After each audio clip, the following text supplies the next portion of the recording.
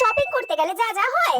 আজকে তো পুজোর শপিং করতে চলে এসেছি। আজকে তো সব কিনবো, অনেক কিছু শপিং করবো। চাই চাই শপিং করে স্টার্ট করি। বা টপটা তো হেভি। দাদা, আরে দাদা, এগুলোর দাম কত?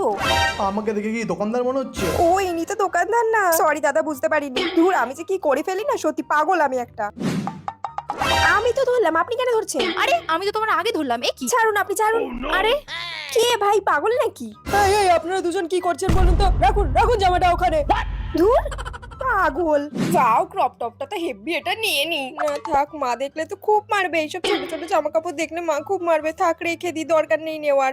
বাহ, ব্যাগটা তো খুব সুন্দর। এটার দাম জিজ্ঞেস করি কত টাকা। দাদা, এটার দাম কত? 300 টাকা। 300 টাকা? এটা আবার কমিয়ে আমি 250-তে নেবো, দেখি দেয় কিনা। দাদা, 250-তে হবে? ঠিক আছে, নিয়ে নিন, লস হয়ে গেল আর কি। যা, 250 বললাম, 250-তে দিয়ে দিল। আমার কি 200 টাকা বলা উচিত ছিল? দূর, 200 টাকা বললেই মনে হয় ভালো হতো। দূর ব্যাংক, এখানে আমার লস হয়ে গেল, ভালো লাগে না।